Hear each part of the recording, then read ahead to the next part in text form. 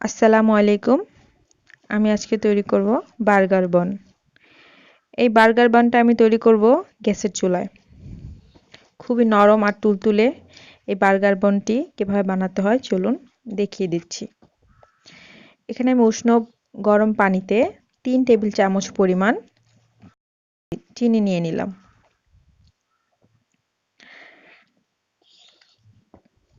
দুই টেবিল চামচ পরিমাণ তেল আমি এখানে অ্যাড করছি।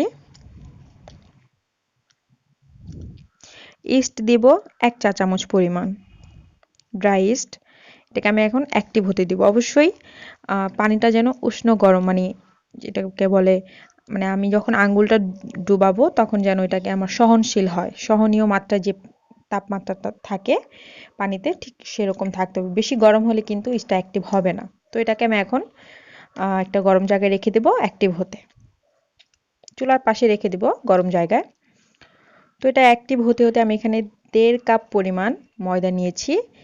আমি 1/4 কাপ গুঁড়ো দুধ নিয়েছি। লবণ নিলাম স্বাদ মতো, যতটা আমাদের নেওয়া উচিত। তো এটা আমি খুব ভালো করে মিক্স করে নিচ্ছি। এখন আমি যে ইস্টটা অ্যাক্টিভ হয়েছে ওটা আমি দিয়ে দিলাম। এটা খুব বেশি শক্ত করা যাবে না ডোটা, আবার খুব বেশি নরম হলেও হবে না। যদি আপনাদের ডোটা নরম হয়ে যায় সেক্ষেত্রে একটু ময়দা আপনারা মিক্স করতে পারবেন, কোনো সমস্যা নাই। তো দেখুন কিভাবে আমি ডোটা ময়ান করছি। ঠিক এভাবেই ডোটাকে খুব ভালো মতো ময়ান করতে হবে। যত বেশি ডোটাকে ময়ান করবেন ততই সফট হবে বান, বা এটা দিয়ে আপনি যাই তৈরি করেন, বান করেন বা পাউরুটিও করা যায়, এই ডো দিয়ে করতে পারবেন। ঠিক আমি এভাবে বানটাকে তৈরি করতেছি। এখন আমি এটাকে ঢেকে গরম জায়গায় রেখে দেব 1 ঘন্টার জন্য। আমি যে পাত্রে বানটা বেক করব সেই পাত্রে একটু তেল লাগিয়ে নিচ্ছি। খুব ভালো মতো তেল ব্রাশ করে দিচ্ছি তেলটা। তো আমার ডোটা ফুলে গেছে, ফুলে ফেপে উঠেছে, খুব সুন্দর ফুলে ফেপে উঠেছে ডোটা।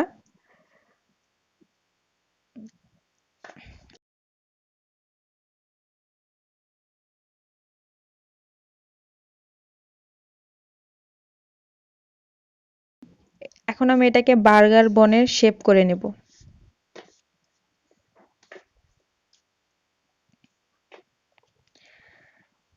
বার্গার বনের শেপ করা হয়ে গেলে আমি এটাকে ঢেকে আরো 10 থেকে 15 মিনিট আমি গরম জায়গায় রেখে দেব। আমি এখানে একটু গুঁড়ো দুধ নিয়ে সামান্য পানি দিয়ে একদম ঘন করে দুধটা আমি এখানে গুলিয়ে নিচ্ছি। এটাকে আমি ডিম ব্যবহার করব না, উপরে আমি ব্রাশ করে দিব, একটা কালার, ভালো একটা কালার আসে সেই জন্য। তো আমি এখানে একটা তাওয়া দিয়ে নিয়েছি নিচে, তারপর একটা হাঁড়ি দিয়ে ওখানে লবণ দিয়ে নিয়েছি।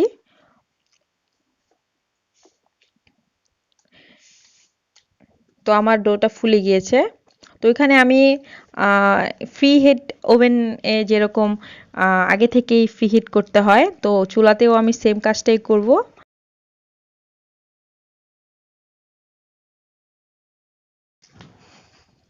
ফ্রি হিট করে নিচ্ছি হাঁড়িটাকে। তো এখানে আমি দুধের মিশ্রণটা ব্রাশ করে দিচ্ছি, ঘন দুধের মিশ্রণটা। পরে একটা কালার আসবে। ডিম দিলে একটু অন্যরকম গন্ধ আসে, তাই আমি দুধটাই ব্যবহার করছি। আপনারা চাইলে শুধু ডিমের, যদি ভালো একটা কালার চান, যদি ওরকম কালার চান আপনারা, তাহলে শুধু ডিমের কুসুম গুলিয়ে ওইটা আপনারা উপরে ব্রাশ করে দিবেন, যদি ডিমের গন্ধে আপনাদের কোনো প্রবলেম না থাকে। তো আমি এখানে দুধটা ব্রাশ করে দিচ্ছি। দুধটা একটু ঘন করে করলে ভালো হয়, বেশি ভালো কালার আসবে।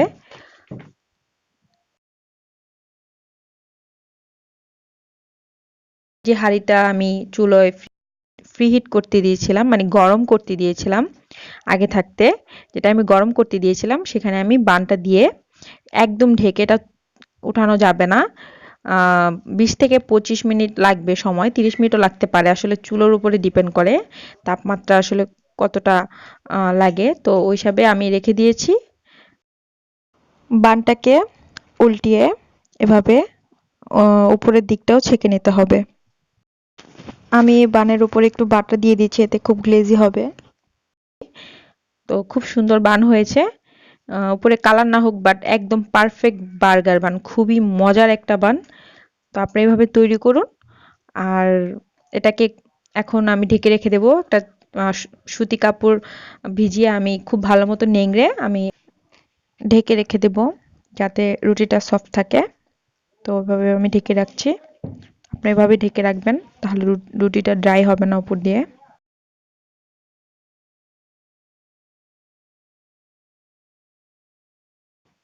আপনারা চাইলে বানের উপরে একটু তিল দিয়ে এটাকে বেক করতে পারেন। তো আমার এটা আগে তৈরি করা ছিল, এখানে আমি একটু তিল দিয়ে করেছি, তো ওটা আমি দেখালাম। তো আমার রেসিপি ভালো লাগলে অবশ্যই অবশ্যই সাবস্ক্রাইব করবেন, লাইক করবেন, শেয়ার করবেন এবং আমার পাশে থাকবেন। আল্লাহ হাফেজ।